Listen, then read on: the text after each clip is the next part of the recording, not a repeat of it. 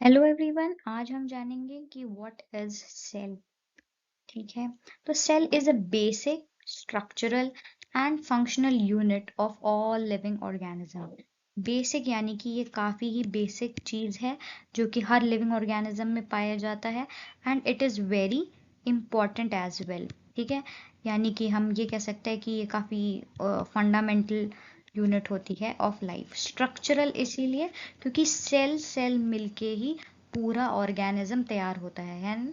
Cell cell मिलके बनता है टिश्यू, टिश्यू से फिर बनता है ऑर्गन, ऑर्गन से फिर बनता है ऑर्गन सिस्टम, और ऑर्गन सिस्टम मिल वेरियस ऑर्गन सिस्टम मिला के फिर बनता है एक ऑर्गेनिज्म, है ना।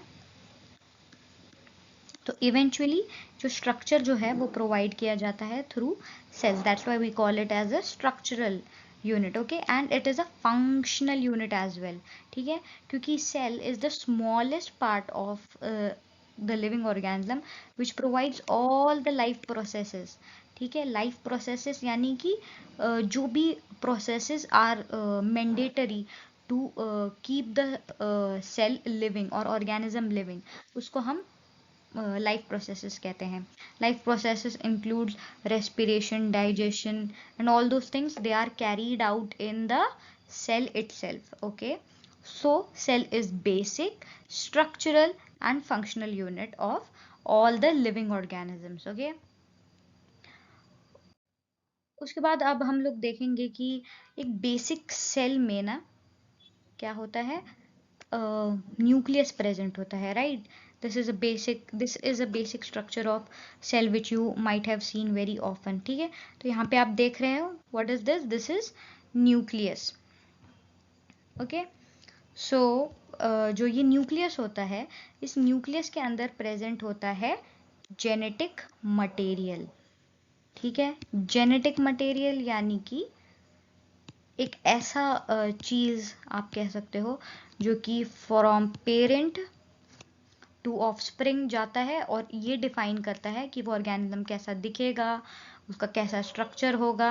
Everything is defined by this genetic material. Okay, so ये जेनेटिक मटेरियल जो होता है, ये जिस स्ट्रक्चर के अंदर प्रेजेंट होता है, इसे हम कहते हैं न्यूक्लियस।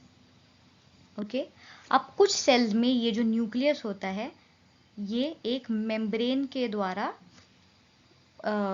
covered होता है। Okay, so some of the nucleuses, they are membrane bound. Okay, see here, you can see there is a membrane around the nucleus, whereas in some cells there is no nucleus, there is no membrane bound nucleus present. Okay, so the genetic material is just floating. Okay, there is no such membrane like here।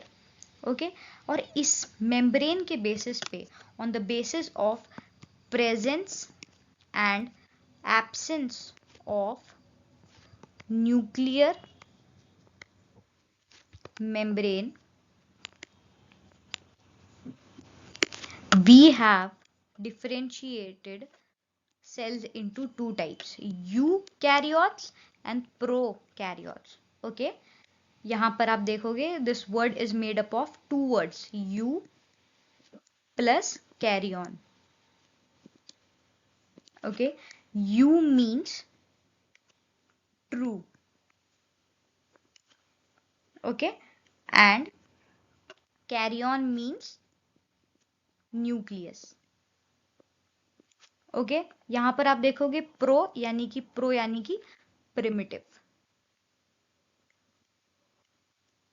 And karyon means nucleus. Okay, so यहां पर true nucleus देखा जाता है, true nucleus which is membrane bound. Okay, and here we can see primitive nucleus. Okay, because the nucleus is not membrane bound. We will discuss this further in the next video.